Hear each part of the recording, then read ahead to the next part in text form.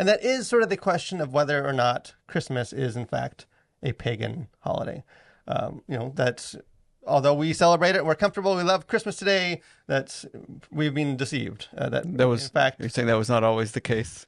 That if you trace it back far enough, it was not a Christmas holiday. So here's sort of I found an article, we can maybe link the article below, but kind of raising this question, I think, just to sort of summarize, I think what this sort of perspective is, kind of in the article, it says, why can't we find specific instructions about the careful observance of Christmas and Easter in the pages of the Bible?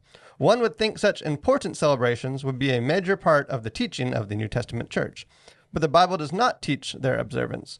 The Bible teaches 7 meaningful holy days, but not the major holidays celebrated today. The reality is that the Bible forbids the observance of holidays like Christmas and Easter that have their origin centuries before the birth of Jesus Christ. And in many ways, that sort of sums up maybe the extreme case of it. But this idea that we're going off script with the Bible to celebrate something like Christmas. Are you convinced? No, I'm not convinced. Not quite yet. Not there yet, Daniel. So obviously, there's a couple things about this. I mean, a couple just sort of realities before we get into, I think, where some of this perspective is coming from. One is that sort of, because you see this a bunch, like in these sort of articles and people, preaching this, against Christmas, sort of like holy days as opposed to holidays. And like holy days as 2 words is good. Like holidays is where we start getting into some like cultural trouble, which like if you trace like the meaning of the word holiday, or are we having an etymology study? We are. We're going to school. It's just holy days into a later English. You take the roots, you have holy days, they become holidays. Same meaning.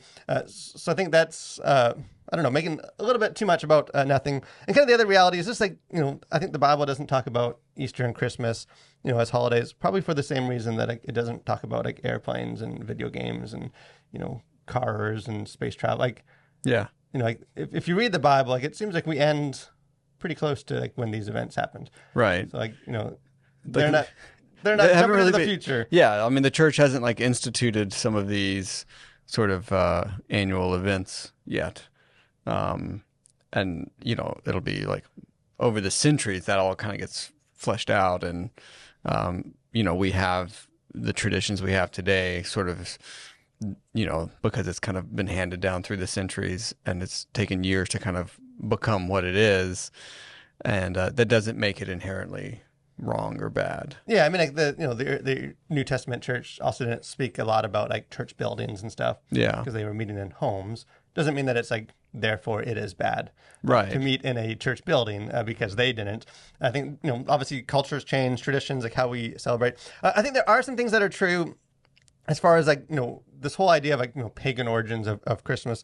There was sort of like an ancient Roman festival, Saturnalia, honoring the god Saturn, which was traditionally held like in mid-December, like around winter solstice, which obviously, a lot of people see that as sort of like the roots of Christmas that we took on that. And then there are, if you sort of look into like some of like the individual traditions, like Christmas wreaths and trees and lights and some of that kind of stuff, like a lot of them are, you can find earlier instances of like other festivals and stuff, like, like there is truth to the sense that like Christmas and like Christians sort of cherry picked some stuff of like, hey, that's kind of a cool thing. Why don't we add that into our Christmas, and like kind of hodgepodge it. And I think too, maybe in framing all of this and in thinking about like sort of how all of this comes to be, and why is Christmas the way it is, sort of in our modern society, and for us in particular in the Western society.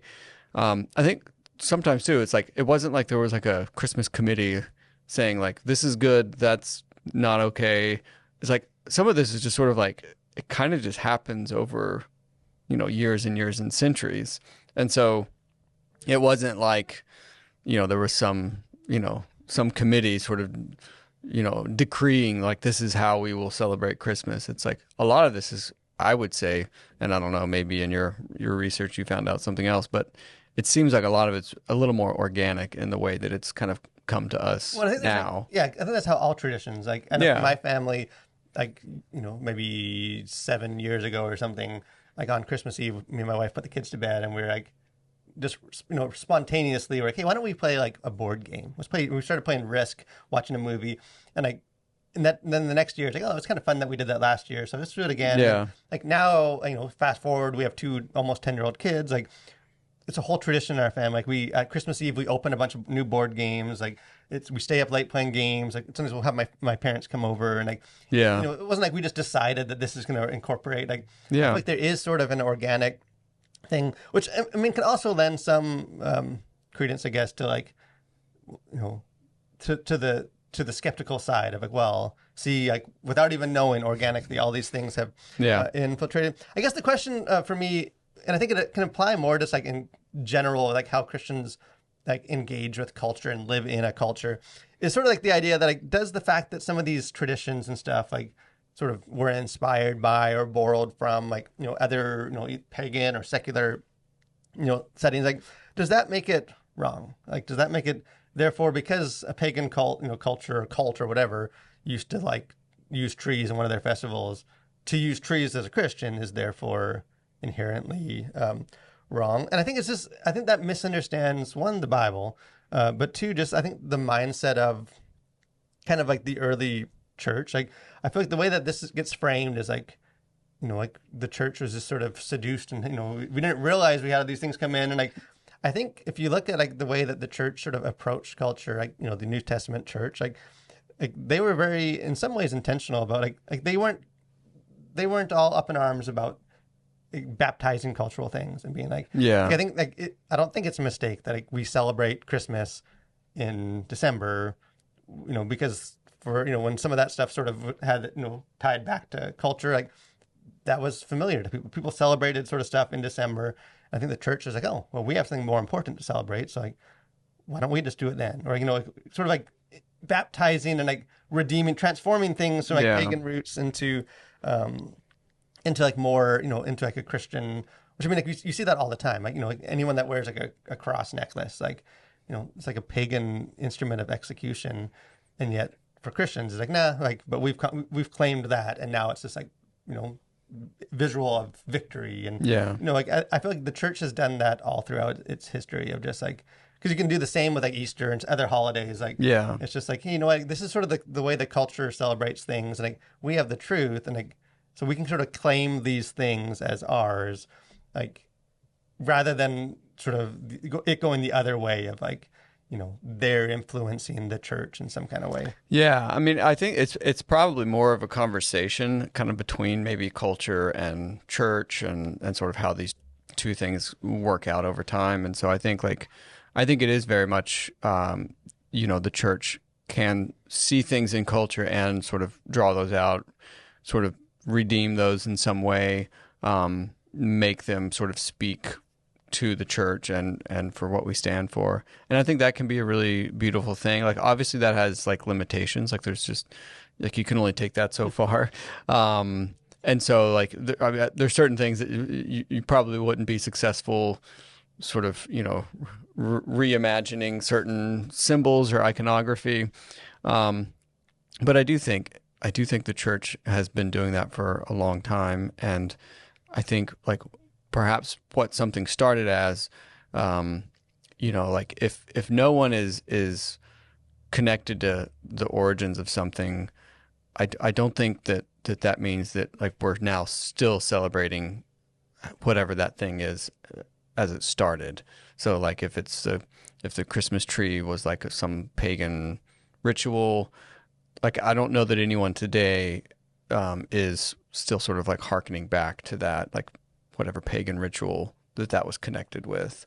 And like you said with the cross, like I don't think, people who wear crosses or, put them on their bumper or whatever, they're not like celebrating like torture, like that's not how they view the cross now, because it has sort of had that redeeming quality. And now in today's society, it represents, that freedom in Christ, that sacrifice that Christ made on our behalf, the payment of sin, like all of these sort of things, rather than, perhaps what it was originally set out 'cause to do. I think even you can see that with like a lot of like the hymns and stuff, Christian hymns, like a lot of those are borrowing like folk tunes, like they're borrowing melodies and like stuff from songs that like weren't written to honor Jesus. Yeah. But it's like the sense like we're redeeming culture and like, we're taking things that aren't connected to Jesus and like we're shifting the meaning of it, like kind of transforming, which I think is like the heart of like that's what Christianity is all about, of like transforming something that's sinful and bad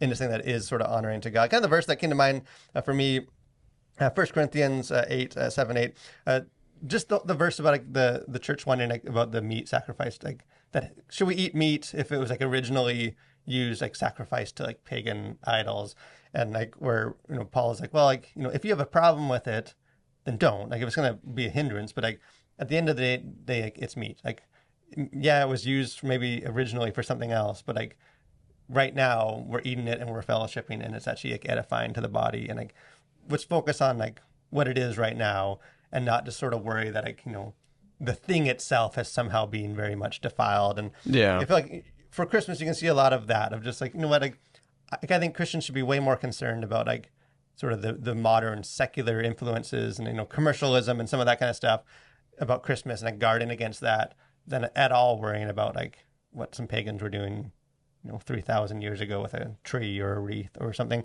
So then, hey, however you choose to celebrate, but I think just sort of make sure that like how you're celebrating today is honoring to Jesus, like regardless of sort of where some of the traditions came from.